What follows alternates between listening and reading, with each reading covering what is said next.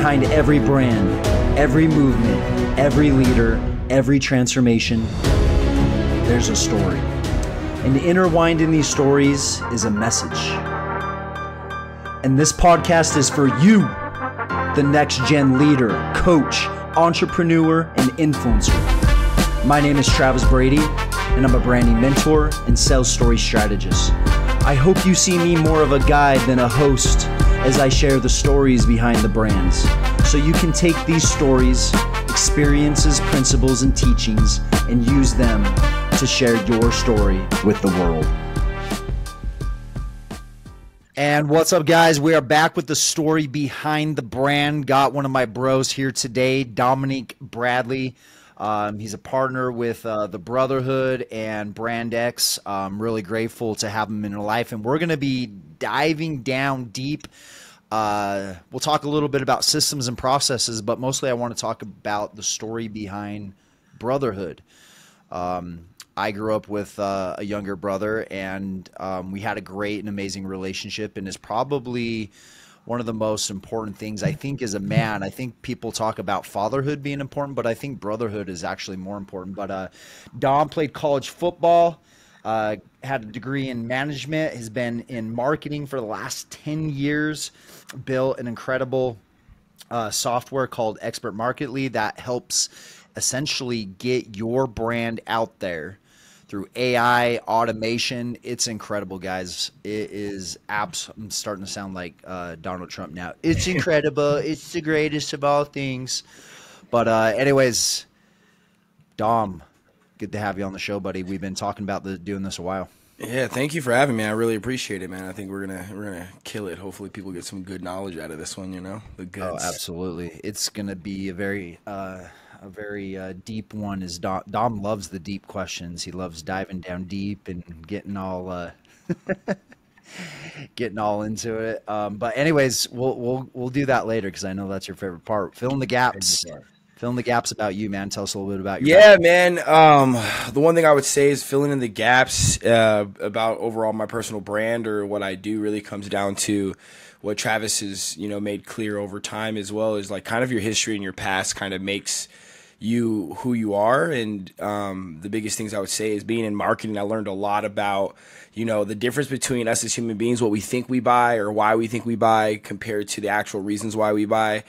And, in business, learning that in this new step forward, even as a marketer, of how much AI and systems can really, give you the scalability you're looking for. And as an individual entrepreneur or a solo entrepreneur, when you don't have partners and team members and stuff like that, you realize that processes and systems become just so important. And from my background of having a hard time with it, I think me building processes and doing things kind of came a necessity for me, and software became my buddy ever since being in school because I'm dyslexic. So I've had to be using systems like Dragon or other systems like that my whole life. Even, the picture to text or picture to text to voice conversations, because I'm super audio when it comes down to how I hear things, when I listen, how I can put things together from hearing you and what you're talking about. And yeah, I've taken that over time and really started to be able to consult with people based off of the type of softwares they should use, what they're looking for. And, now I just really work with entrepreneurs, helping them put systems together, hire teams and staff, and using artificial intelligence and marketing. So it's kind of filling the gap to where I'm at now, which is I've always been in the marketing space. And you realize that no business, even when you're in the marketing business, can survive without marketing. So, learn a skill that everybody needs, especially in any, anything you sell, I think people look at you and they're like, wait, you're supposed to be this nerd type dude. Like you're the back ends guy, processes, systems, automation, but you look nothing like the stereotypical like tech dude. If that makes sense. That's definitely true. I think I've shocked a few people sometimes in conversations, especially in certain rooms where there's a bunch of back end marketers and stuff like that. And it's mostly because from the front end to the back end, I'm a social person. It became super important for me to learn how to work with people, especially in school. I had to learn how to become friends with the smart guys, right? Or the smart people, because I really understood that the environment and the people you hang out with really do determine, your success rate. And when you're hanging out with the kids who are failing, the chances of you failing is increased massively. And most of the time I learned that because they never did homework. So there was never a point in time, right? The smart kids I hung out with, you could be playing with them and they're like, oh, time to do homework. You're like, yo, we're in the middle of this game. They're like, no, got responsibilities. And so learning to be more social, find, the ability to give in a relationship or what you give in those kind of relationships became really important for me. And so when I finally started doing the back end stuff, like really understanding the importance of it, I started getting in rooms where people only did the back end because they were afraid of the front side. They were afraid of the brand. They were afraid to talk. They were afraid to do all those things. But I had all those capabilities already. Mm-hmm. And based off of my ability to sell to people, I sometimes got forced into doing the back end because I would sell at a rate sometimes or grow at a pace where I couldn't fulfill the back end process or learn exactly how a person who's not like me needs to operate. Mm-hmm. Which comes in like the learning the management skills and stuff like that. And, just being, the guy who, when I was dyslexic or when I am dyslexic in school, you're kind of outcasted a little bit. You're kind of pushed outside that bubble. And the things that you realize become super important for you are the people who do care about you, your friends, your family, your brotherhood, the people who protect you on that end. And then learning how to grow from that perspective. So I had to, in my mind, I was always studying things like how to talk to girls or how to make friends and stuff like that because, I knew there was something else besides just the stereotypical high school, you're the dumb guy or you're the black girl, you're the bimbo.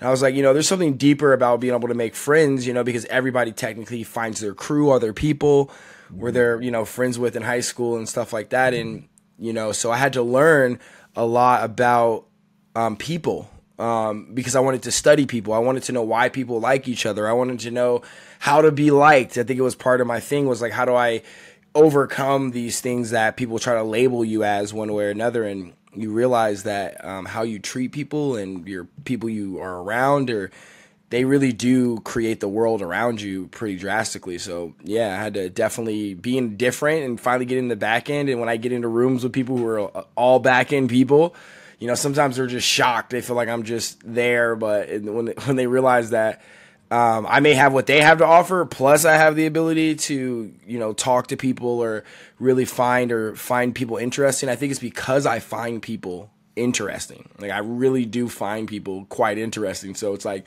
figuring out what makes them tick, what they're about, watching them maneuver, seeing the times where they're most confident and not confident, right? Figuring out how we all operate as human beings. You got to be kind of interested in that, so. Yeah. We're all in the people business at the end of the day. So you got to understand people, how they behave. Yeah, exactly. Everything that you said. It's interesting how we as people, we really set standards, limits of who we are in school, in junior high and high school. It's such a identity stamping time for a lot of people that they carry on with a huge part of their life. Is what I've kind of noticed through the process. You know what I mean? Which is unfortunate because, how many people do you still talk from high school? Not that many at all, honestly. Like, very small. Even my really good friends actually didn't even go to my same high school. Like, I had really good friends since middle school. Yeah. And we didn't even go to that same high school, but we all remained really good friends. And it wasn't like we just went to different high schools because we were different areas. Both of them got into a private school up in northern La Jolla Country Day in California. They both got into that school, which kind of that was a really cool dynamic. So instead of going to school with me, they ended up going to this private school. But we all stayed really good friends. And on that side, the kids I met in high school, I think the reason why it was hard for me to maintain that is, one, I went out of school out of state. And the way I was raised, even like graduating high school, I still remember my uncle saying this all the time. He's like, if the fondest memories you have are in high school, you didn't do shit after. Yeah. And I always had that thought process in my head. So like when I'd go back to San Diego and kick it with friends, I'm like, yeah, remember high school in my mind? I like got rid of that. I was like, I need to make new situations. I need new moments of like clarity of like how happy life can be, or make new moments. And I didn't even want high school to be the place I peaked. So like in my mindset, it was such a stepping stone to kind of get rid of in that same space, which is like, what am I going to do next? and like, what am I going to make happen? And I can't let my high school be my story. And that was like one of the biggest things of why I tried to do as much as I possibly could in college and even after college, trying to have memories and situations that were more memorable than your high school days, you know, more than your high school peak, right? Or your football team or whatever else, and that trying to crash that identity and create a new one like every time you step into a new space, you know. So I just kind of left high school behind, and friends and people who didn't go to school with me, even the people which were way smarter than me in high school, some of them were super shocked that I actually wouldn't got my degree, especially when you were from the special ed kid and they're going to all these schools and you graduate 5 years later and come home and they're like, oh wait, you graduated? I'm like, you didn't? Like, I'm like, it was a struggle for me, dog, but I made it happen, my man. I made it happen. Crazy enough, I got a better GPA in college than I did high school, and I probably cheated most my way through high school. Facts. So I was like, man, maybe I should have just been taking my own damn advice and actually doing the work. But yeah, you know, going from high school to college, and I've shared a little bit about this, is it was really a huge identity transformation for me because I wasn't this athlete anymore, and I kind of sank my identity as a coach, and I had more fun coaching kids in high school than I did playing, probably because we whooped everyone's ass and we were way better than I was in high school. How was it for you? Like, college was your like ending of that, and I think what you miss the most is just the brotherhood of being around other guys, and you know, you don't realize how much time you really spend with all of them.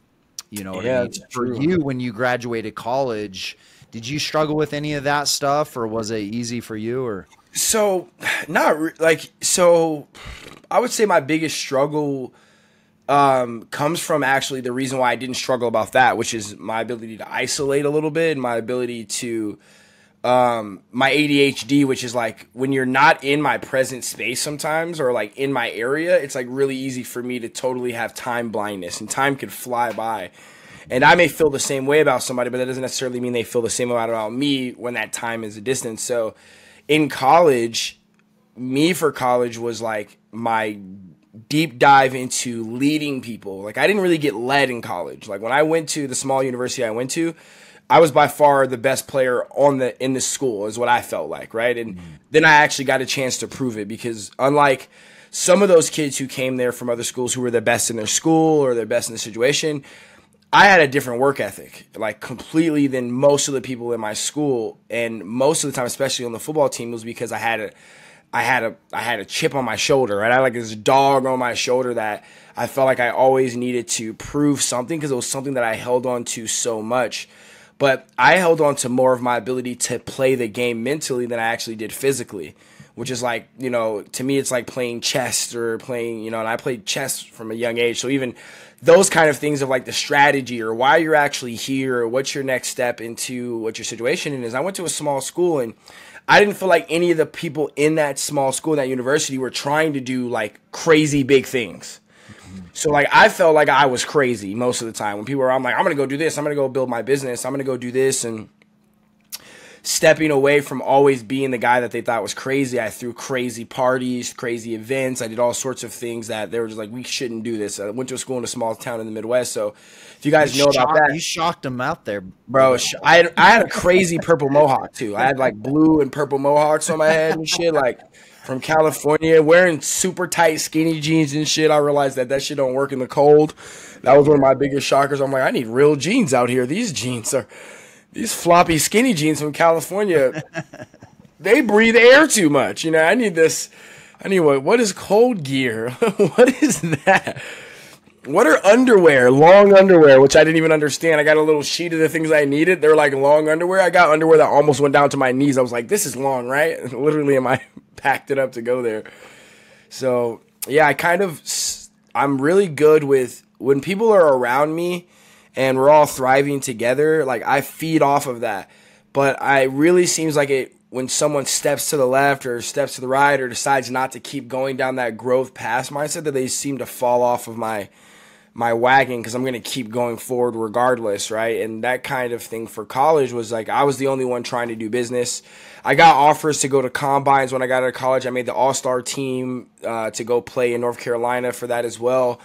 But in my mind, after I went to that event, I was like, I for sure don't want to play in the pros. Like, I just don't want to even test that. Like, I was around hungry people. When I know the difference between being me very talented and being absolutely hungry, right? The difference between the kids I'm playing against who are trying to fight for their family and their mindset and all these other kind of things. And like, even those players went to play in like arena ball and all these opportunities that I got, but I was just like, I'm done beating up my body. Like, I'm just done. Like, I've seen some of these old dudes who played for 3 to 4 years and chased the dream, right? Besides that one person you see on TV, there's like 70 of them on every team that over that year process, that try out, put themselves through all this stuff. And to me, the riches didn't seem like worth the sacrifice of your body, because you can go make that money, break an ankle, break a back, and you're just forgotten about. And so we went to this event, and there was a lot of people forgotten about there. And I was like, listen, I don't want to be that guy. I don't want to be that guy.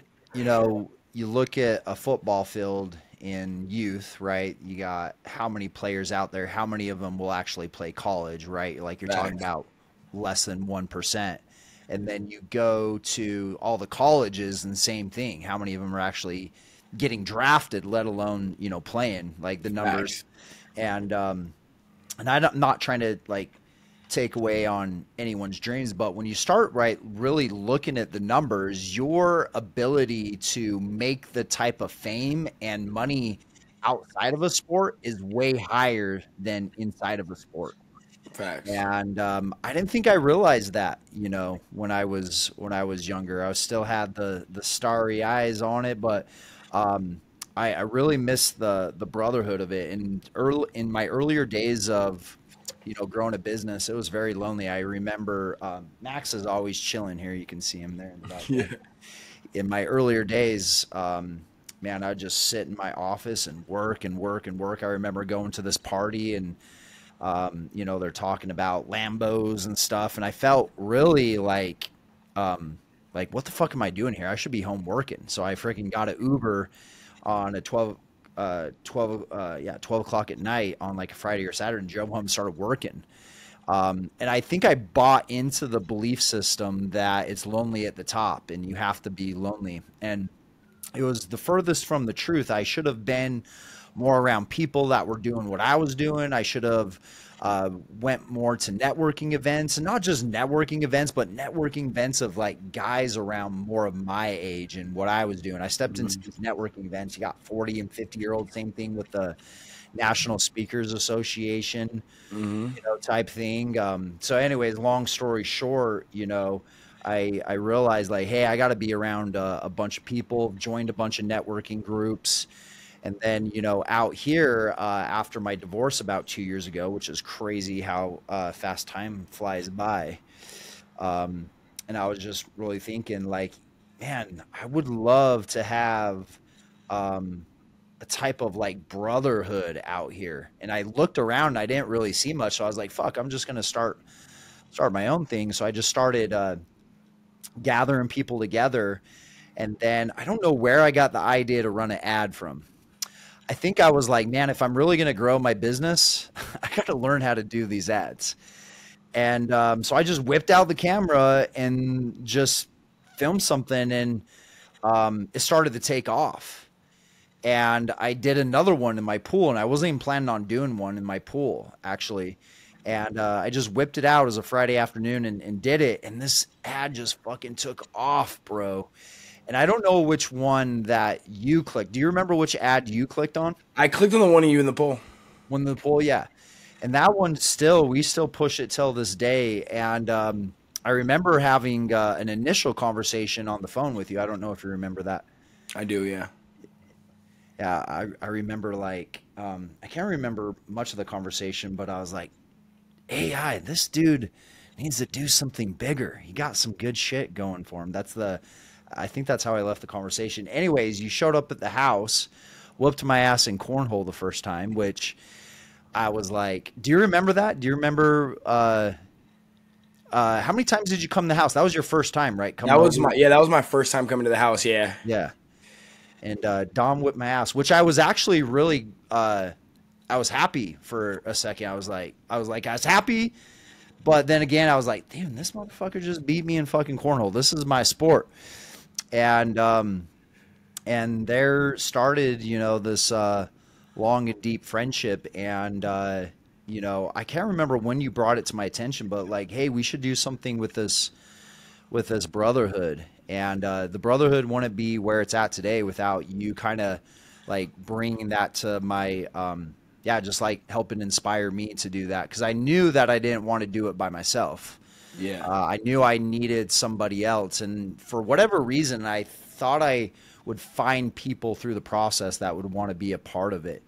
And Dom, for those that don't know Dom, he embodies what it means to be a brother, in my opinion. I trust Dom with everything. Just the way you ask questions, just the way you're asking me about my business and everything. Like, I can tell that you look out for people, and that's a rare brotherhood. Did you you had older siblings though growing up, right? Yeah, I'm the youngest by, by 8 years, right? So my mom wasn't expecting to actually have me. She had actually 2 surgeries to not have children, and I came out 8 years later. So damn, that's crazy. Yeah, So how old were your brothers compared to you?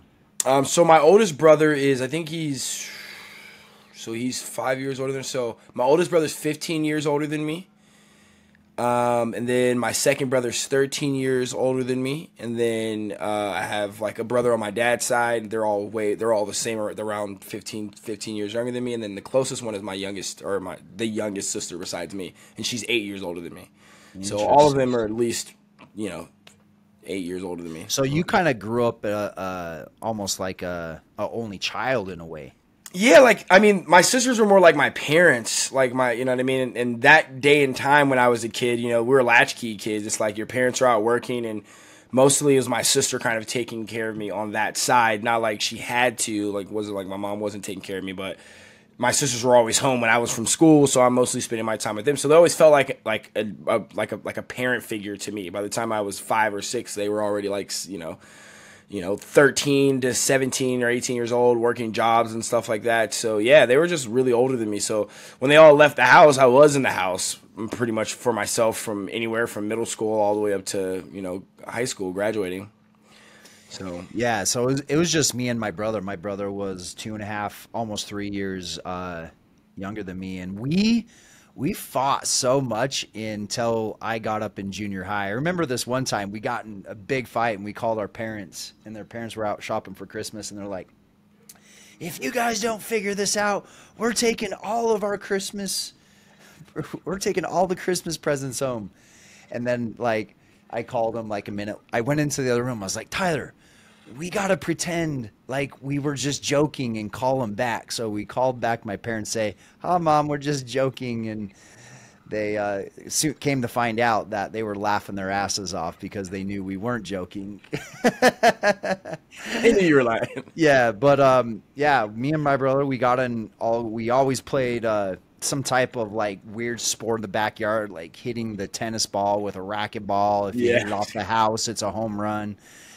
Type of thing. And like, those are some of my, favorite memories of having a brother. And, we asked people in the brotherhood, like, hey, how many of you guys grew up without a father and without a brother? And there was one instance where it was like more than like 70% of the room didn't grow up with like a brother father, which was like crazy to think.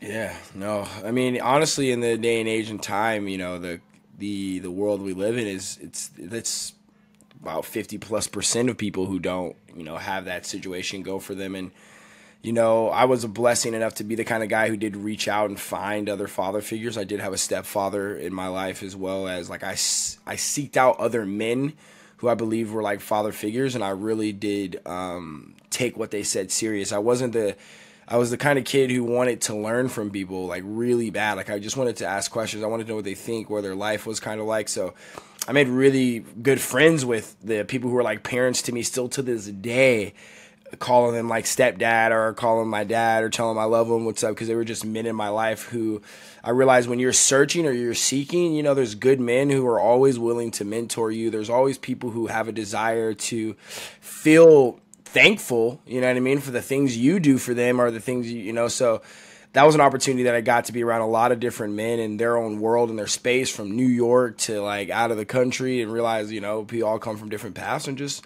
completely learn. And I think sometimes as a male, it's really hard to get to that space of journeyhood, of seeking what you're missing, right? Whether it's a father figure, whether it's a brotherhood. A lot of times I've met guys who have a really hard time with understanding the pack, you know, trying to really be about the team or really be about people. And sports really taught me that, because I think when you're in sports, you learn what a brotherhood really means when you win or when you lose and win together, right? Especially if you get a team that's good enough to be self-efficient and self-responsible.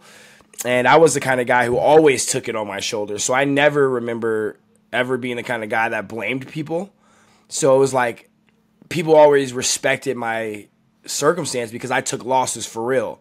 And even when I was a captain of the team, I'd never go out of my way to blame somebody else. I felt like we weren't prepared, we didn't condition enough or something like that. Like, those were things I took personally. And I think some people really hated that, because even sometimes in college, I'd make us run more, right? Coach would be like, we're done. I'm like, hell no, we're not done. Like, we're running more. And I'd force circumstances, especially if we lose a game where you see fatigue on your team or something like that. I wouldn't even blame them. I would be us all run together. I'd be like, cool. And I fed off of those terrible things that made people better, which I think still is kind of part of my cynicalness in me, which is like doing the things no one wants to do with people who should be doing it because it makes us all better, and laughing as I hate it. Like, I'm okay with that. Like, I'm okay with a little bit of like, I don't want to do it either, but I know you don't want to do it. So I find just enough amusement in the fact that neither of us want to do it, just to do it, you know? So it's like, let's do these things we necessarily don't want to do. Dude, when I heard that story, I was like, I fucking love it though. I love it. Cause you know, as a man, you want someone that's going to push you. You want someone to like set that pace, you know, for you. And probably the other important brother in my life was my cousin. He's who I hung out with earlier in my stage. And it's always like, how much you bench press, you know, what's going on in your business. And he really pushed both of us. And we had completely different businesses in a way. His was very digital distance. He wasn't part of really the product. It was mobile detailing. I remember when he sold his car to get a truck to mobile detailing. And I always tell people, everyone's going to give you shit when you go to make choices for you and your business. We gave him shit. We supported him. We support him 100%. But as a brother, we're still going to give him shit. Like, why did you sell your car and buy a truck to go wash cars?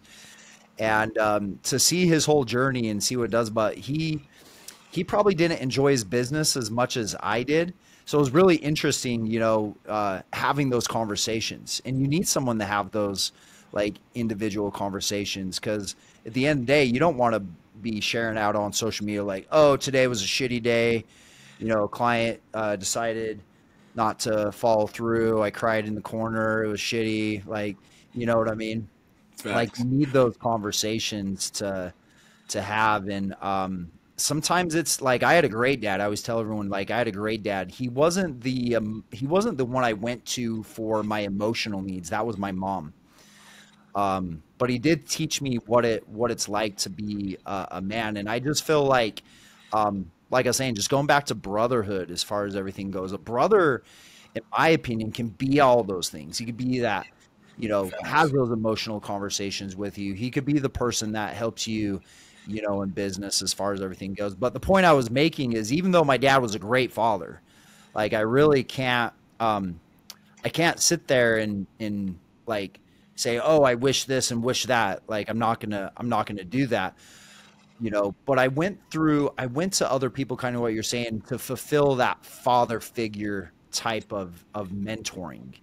And I don't think we'll ever get that full thing that we need from our fathers at the end of the day. Like, I think about, you're a father too, you know, as a son. Well, I want to get your mindset on this. Like, after having the dad that you did, or more of your stepdad, you haven't talked to your dad in how long? I mean, probably like a year or two. I've never actually met him in person. So like, Really? we talk ever so often, every couple years now we speak, and maybe once a year, but I'm still planning on going out there to see him. I feel like there is a little bit of like, kind of just things I just need to see the man to his face. Like I need to really, I've had a couple encounters with him. He called me when I was like 18 years old, like the peak of football. School scholarships were everywhere. Somebody found out who my actual father was and found him. That's right. Crazy. Thinking That's that he knew crazy. me. And then I ended up getting a call from him, which was really kind of one of those like slap in the face situations.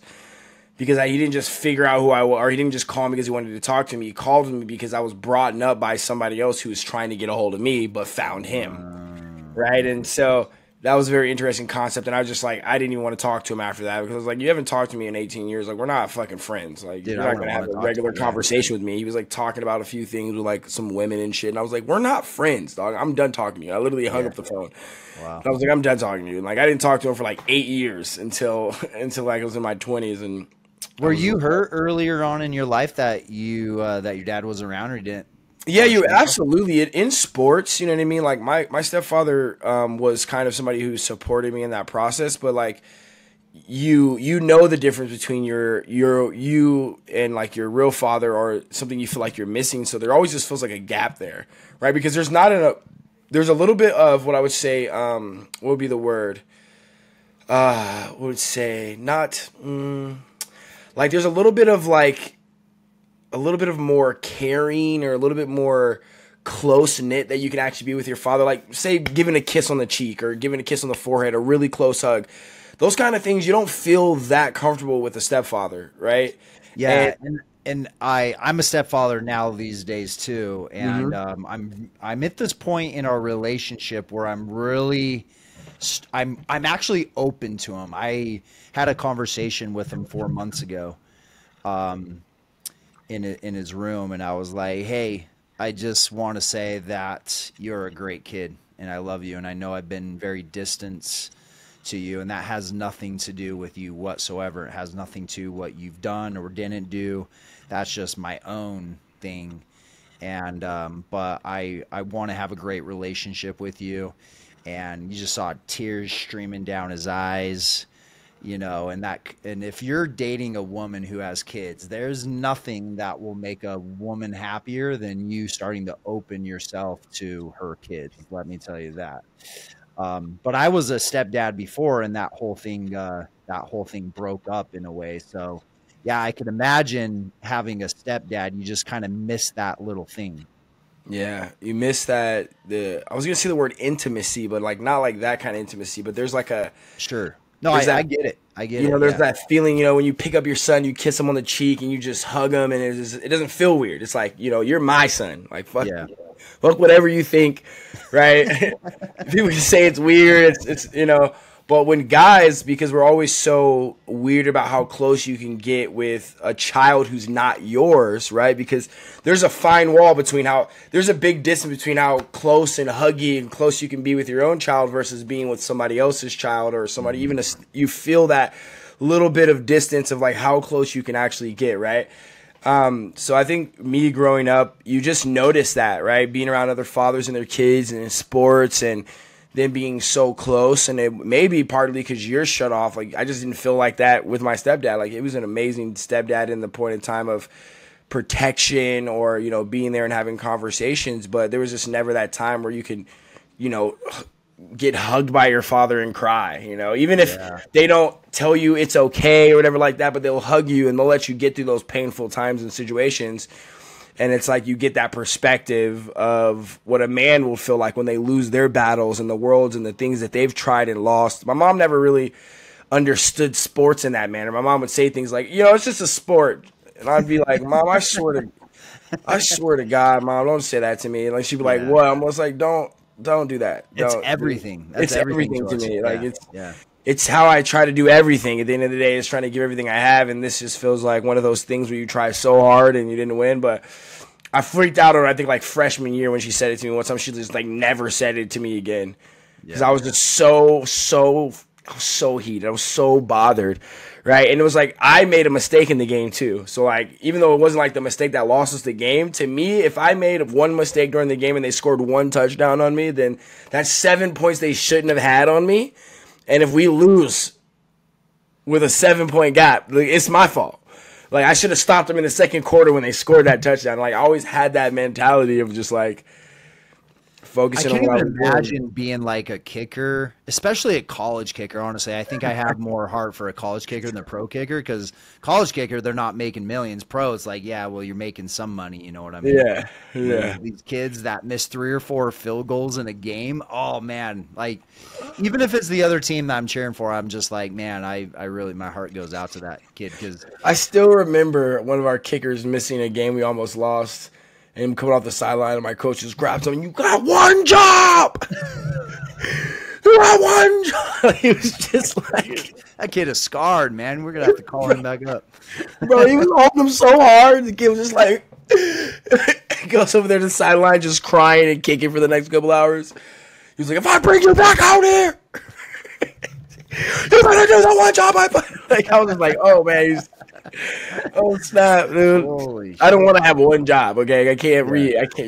You can't fix a messed up kick the next play. You know what I mean? Like, you get one chance, you kick it, it goes wrong. Like, you don't get to like, okay, that was a bad play. Let me try again. You know what I mean? Like, not until the whole next time. Yeah. What do you say to your kicker? It's like, just go out and fucking just kick the ball like you're in practice, bro. Just go out there and fucking kick it. Get out of your fucking head and go kick the ball. I don't even talk. I never ever like wanted to talk to kickers because I always felt like you jinx them. They were just in their own space. You know what I mean? I'm like, you guys just need to focus on what you're doing.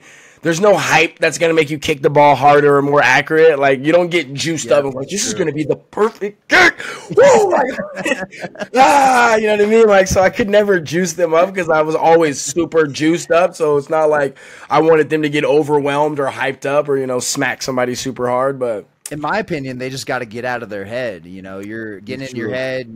You starts messing with your mechanics and that you've got down. Practice, you're not in your head. There's no situation where you can lose much, right? And then the transfer from practice to game is where now players and people start getting in their head and it starts messing. We used to do the kicker hot seat, right? That was the kicker hot seat, which basically means they're deciding on how much we're going to condition, right? And so if you got to kick these like 10 kicks. Oh, okay. And every time you miss, the team's running more. So it was like, pressure's on, dog. Idea, actually. That's a good idea. Pressure's on, dog. You better, hey, dog, you better make these kicks. Because we have to condition regardless, right? So we'd be like, yo, you guys got 10 of these. Every kick he missed, we're adding 3, right? Oh, remember one time he was like, every kick he missed, we're adding 5. And I was just like, oh, my God. 5 more of those is difficult. The little run to the 10, run back, run to the 20, run back.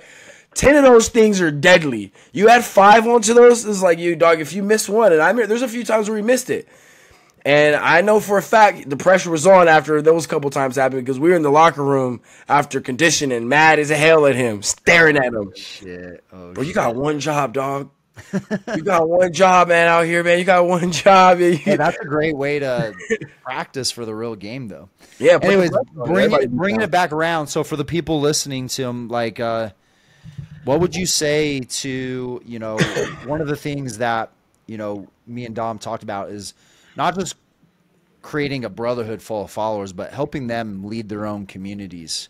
What would you say to the men out there that necessarily don't have a brotherhood, or maybe they're kind of in between stages of some friend groups, they're searching for that, or maybe they're in a group of people that really doesn't push them the way that they should? What advice would you give for them? The one advice I would say is keep looking and don't make friends by accident. You know, the one thing I've learned in any person out there, if you're really trying to find a group of men to be around or really get out there and build a group of men around you, you know, you have to be, one thing is you got to be at your highest self at points in time, right? Or seeking to find people who want to be at their highest self. And when you go out to find brotherhoods, you know, find people who are doing the things that are your best habits and not your worst habits. Like, if you're not the best drinker, don't go to bars to meet friends. If you're not really good at certain things, go try to find people in the space in which they're, you know, thriving and you want to thrive in as well, rather than finding them in your worst of habits, right? Like, if you're a raver who does a lot of drugs, don't go and find all your friends who are in that space, right? Even if you do it on the side, don't consistently find people who are in the worst habits of yourself, you know, whether it's being lazy or maybe it's watching TV or like, I don't really have anything I really do with even friends I make nowadays. I always try to find them in the best of me. Like the things I can do the best or the things I can help other people with, and make that friendship based on those positions, and people will really start to get to know you. And don't go out looking for people who are the funnest of the times, right? Like fun is one thing, but what I would say is satisfied friendships are different than fun friendships. When you go home, you could have a great time going out with your friends and drinking. You go home, you feel like shit the next couple of days. You're trying to figure out work, and you may have been happy for the time being, but you weren't satisfied about, you know, what happened after you hung out with them, or what are those things doing. And so I would just say, if you're out there trying to find a brotherhood, trying to find a group of people to be around, figure out what you plan on doing in your future, what that looks like for you, and start going to find those people and try to serve as much as you can. You know, try to give as much as you can, try to learn as much as you can. As a man out there, it's very important to learn and be capable. It's very important to keep growing from where you're at, to read books or to listen to books or to change your mindset, because you know, people really do value those who they feel they can help. And when you're a man of your own stature, of your own value, and building your own thing, of course, some people will attach to you who may not be the best of for you, but you may be the person that helps them get to that next level. And then when you really find yourself around the right group of people, it's not about having the most money. You know, I realized that a long time ago in business, when I thought like, okay, maybe this group of people only want me to hang out if I had all this money, if I have all these accolades. But the reality is, people, when they're looking for good people to be around, they don't really care about your accolades as much as they feel like they could either let your guard down, or they could be respectful in your space, or they can have a good time to banter with you and stuff like that. Like most of my friends, I talk a lot of shit to. Here's what I would say. Here's what I'd say about that. Your accolades don't matter as much to them as they matter to you. And Facts. then when they matter to you, you make it a deal and you position your value lower. And then it's almost like you come into the situation with this unconscious, like, please accept me, please. And then you try to be cool, or you try to say the thing. And then that usually starts to either distance the relationship, or it just doesn't. Yeah, I've noticed that. And I've even done that myself at some point in time. I don't have a good example of it, like when it specifically stands out, but that's a really good tip. Yeah. And I learned that, you know, I'm a person, especially when we're going out to, you know, figure out what kind of people you want to be around, or what kind of people you want to be in your circle, is like, you know, I made it very clear as I got older, is like, I don't think you should have friends by accident. Like, I feel like you get to a certain age, when it comes to your family, when it comes to the people around you, becoming friends by accident is not going to really happen as an adult. It's got to be purposeful driven. And, you know, I always say things like, it's really hard for me to really be friends with someone who doesn't make me laugh, right? Making me laugh could be the most, you don't never have, like, if you can make me laugh, to me, there's so much value in a great laugh, a good friendship with a great laugh. If we don't make money together, then that's another reason why I'm like, cool, if you can't make me laugh, or we don't make money together, or we can't have an insightful conversation where I can trust in your opinion, because it's really hard for me to be friends with someone if I can't trust their opinion, because they will feel that. They will feel that lack of trust in me. It's really hard for me to be like, like, I trust you. I'm the guy that's like, maybe you should stick to the shit you know. Like, really focus on the things you know and kind of talk about that, because, you know, you can't make friends on accident, right? So as an adult, you got to be purposefully driven trying to make friends. And there's nothing wrong with telling yourself that you're looking to make friends and then going out there and trying to be friends with people. And don't get caught up with trying to hang out with people, but get caught in trying to deliver value to those people you want to be friends with. Whether you do make them laugh, whether you are a good time, whether you're easy. Friendships, a person who's easygoing, to me, is also pretty good with a friendship. Who's not too uptight. We can go do something. I can call them and be like, yo, let's go do this. And they're down, right? Sometimes that's the best thing you can do, is be malleable. But as an adult, it has to be purpose driven. because you have to protect your family, the people around you, and you have to be capable. And so you got to be really careful about who you hang out with, but at the same time, you got to be very open to that conversation and to that friendship. And as guys, it's really hard for us to just like make friends or say someone's a friend or, you know, start making those kind of claims towards people. I think it's easier for a woman for that, honestly. I think it's not easier. I think it's just it's hardwired into their sociology, right? When they talked about the kind of things we look at, like we look at ranking and positioning and stuff like that, and that is where we put people into these standards, captain versus worst player versus, you know, we do that. But with women, most of the games they play when they're growing up and stuff like that come from, you know, feeling or liking each other or doing those things. Like you hang out with people in middle school and high school. Sometimes you didn't even necessarily like them as a person, but you're like, fuck it, we play games together, we hang out. But that doesn't mean I necessarily liked that person's character. With women, it's like part of their character or how they behave with each other as friends is super, super important, which is also part of why they can remain in a circle, but they have a harder time remaining in long-term friendships sometimes, right? Because for us, the friendship is built in similar things and things we do, but it's not in really deeply knowing each other when we're men in the originally, we don't really need to know. I have friends I don't really know everything about, like probably not much about them to the instinct of like their real life. But like when we get together, it's us, it's our friendship, it's like what we know, it's like what we do. And yes, we'll kind of have some conversations about their circumstance and past, but we also just have so much of a good time that it's like, you know, I can also go hang out with people and not even worry about the shitty things happening in my life because they won't even ask. We'll just hear and we'll make sure we have a good time. We'll create new laughter, new things.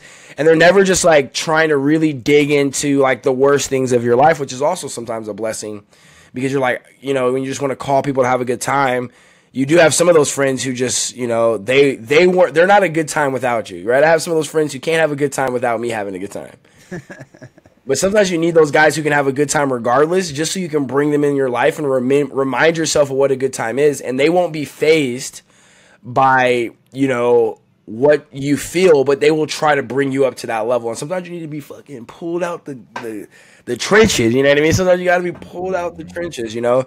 Like, shouts out to you for taking me to the gym not too long ago, right? Pulled me out of the trenches. I haven't worked out in months. Right, but as soon as I went to the gym with you one time, my mind snapped back into position to get back into the gym, and it was just like I was literally for months saying, "I'm gonna get a gym membership. I'm gonna get a gym membership. I'm gonna do it. I'm gonna do it." Then you're like, "Yo, we're gonna go work out. We're gonna go up here and work out." I'm like, "Oh, fuck it. All right, cool. Boom, workout. Wasn't even prepared." And then after that, my mind just snapped in to doing that. And those are the kind of things I'm talking about. You know, doing the good habits with people. You know, out of all the things you could have invited me to, you invited me to the gym. So, you know, nice, love it. Love it. I did it. So I have a person that gets my ass up in the morning to go to the gym because otherwise, yeah, you gotta have those people. And I never really thought about what are the important qualities I look for in a friend, or at least at a deep conscious level. I think the most important thing is, do we have similar interests? Is that our thing? Like, I don't know if I really have many friends that, that work for someone else, that are W-2 employees. I don't know. I'm trying to think right now what friends I have that actually work for someone else, don't have their own business. I'd say, you know, business, I would say, is one. I would say sports and having interests. I love guns. I'm into a lot of things outdoors, so I can get along with almost anyone that has a business. But from there, I would say the most important quality is like trust. Like, can I trust you? Facts. And you know, there's been certain situations where I've had to kind of step back and see, who do I trust? You know, and there's a little sneaky trick to do that, is you tell someone something and you don't tell anyone else, and if you hear that back, then that's the person that's sharing it. So yeah, I do that. Yeah, I definitely do that. And yeah. So I think the thing that I have struggled with over the years is, I think that I don't know where this belief came from. I think it's because I heard it from a book. They say The 4 Dying Confessions of an Old Man. Have you ever heard that book? Yeah. I don't know if you remember any of them, do you? I don't. I remember it was like, I wish I would have Yeah, there's one that said, I wish I would have stayed in contact with my friends more. And I don't know why, but that always hit. But I've also watched myself hang on to friendships that I should have just let go. You know what I mean? And you're going to Yeah, have people come in and out of your life. And at the end of the day, that friendship and that experience that's your experience. There's right. this quote that says, like it was with SpongeBob and what's the other character's name is something the fact of he says, I trust you. And he's like, what if I betray your trust? And he's like, that's your job, or that's your thing to betray it. It's my job to do my part, which is trust you. I'll have to share it exactly. I don't know if I'm driving the point home as far as everything, but your relationship and that relationship that you have with everyone, that's your experience with that Facts. person.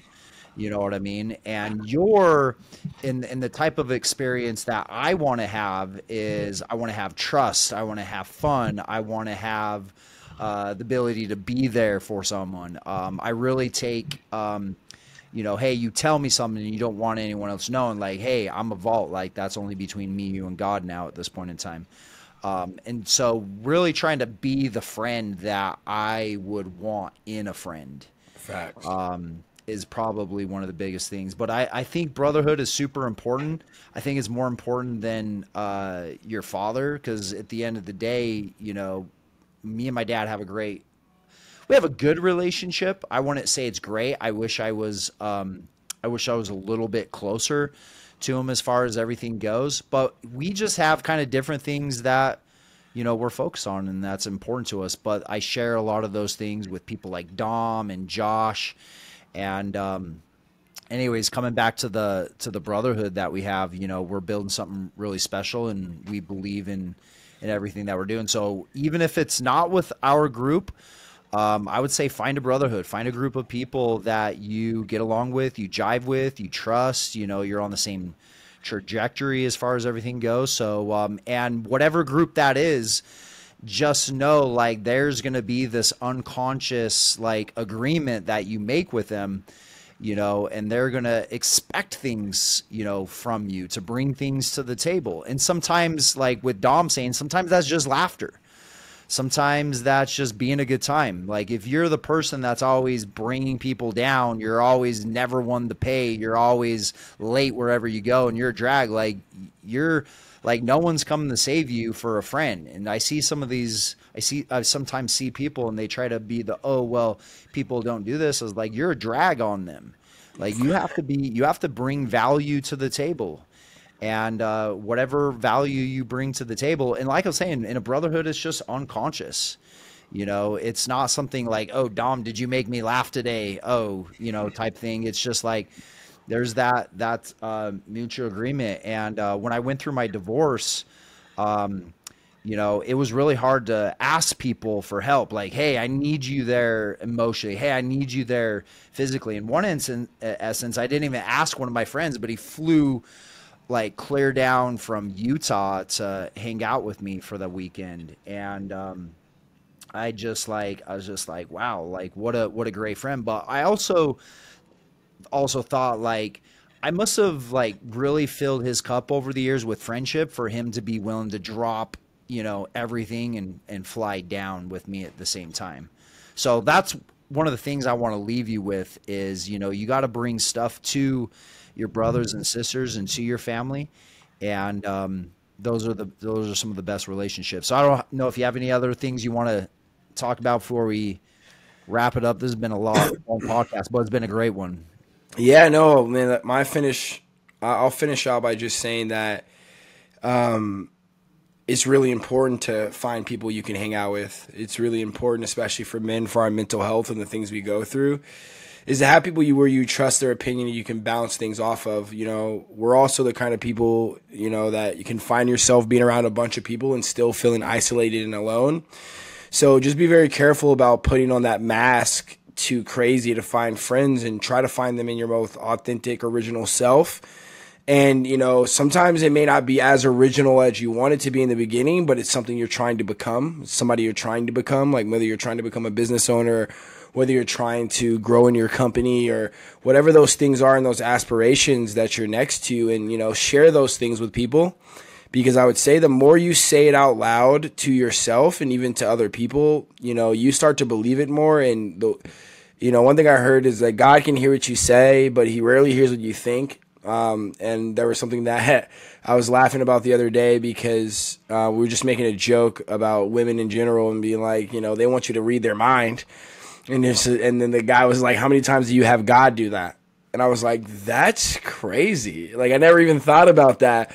And he was like, even when you pray, you should say it out loud. You should speak it into existence. You should put it in the vibrations. You should put it into the world itself because it's part of the creation. The words you say out of your mouth, the things you say about yourself out loud, the things you say about others, those things will come back around in energy and feast. And just make sure you're praying out loud and putting your goals out into the world consistently, because like I said, people, brothers and people you hang out with can't really know what you're trying to do until you say it. So don't try to be silent with your goals or your friendships or appreciating people or being grateful for what you do have.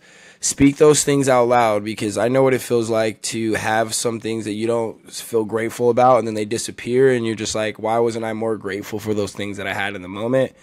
And why was I just so focused on the things that weren't going well, which lost all the things I should have been grateful for? So for the people out there looking for brotherhoods to be part of something, be grateful, speak your goals out loud, and become that person you're trying to become, and get around people who are already there so that it makes it easier to find the habits when you're around people who are doing it. So yeah, I love that. And here's, I would add on to that. Most people love helping other people. They really do. That is true. When you're not voicing your goals and you're not asking for help, you're taking away the thing that people love the very most, which is actually serving and helping people, right? I meet with people all the time. What do you want to do? I want to help people. I want to serve people. It's in our fucking DNA. People want to help you. You just need to ask. Like, that's the biggest thing. And you said something the other day about white privilege. What did you say again? Because I thought it was... Yeah, so I made the comment about most I went to high school with I would say white kids, or, you know, Eastern or whatever you want to call them. Yes, but use the word white. And what I realized in the circumstances that, you know, growing up with parents and grandparents and uncles and aunties in the space, is that times did change, right? And when I was starting to get into places where you could easily get into a situation where you feel like, oh, something happened because someone's racist or because this has happened, I started to realize that it wasn't that the white kids around me were getting so much more privilege, is that they believed and they would ask for help and what they think they wanted. Right. So it's like asking for a raise at a job, or asking to switch to a position, or asking to get things.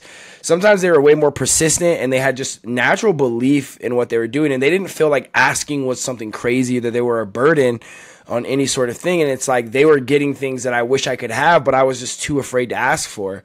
So when I look at guys and girls in the situation nowadays, when people are like, oh, this guy's white or it's because I'm black, and I'm like, how much do you actually ask for help?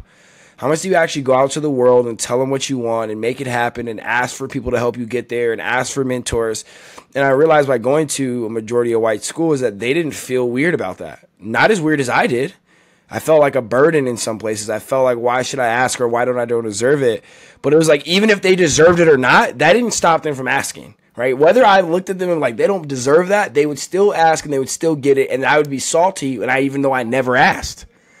And so when I make that joke about white privilege, is like, I feel like white people can just ask more and more and more, and they feel like it's okay to ask. They feel like, why not them, you know? And I think that kind of plays into this historical thing that we have now, where racism seems like it's way bigger than it actually is. And there's no point in time where people are like, oh my God, racism is crazy. And I'm like, what time period do you want to go back to?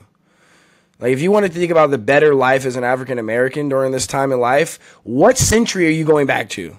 I'm staying here. Okay, there's not a time in history I'm like, you know what, it's probably better over here.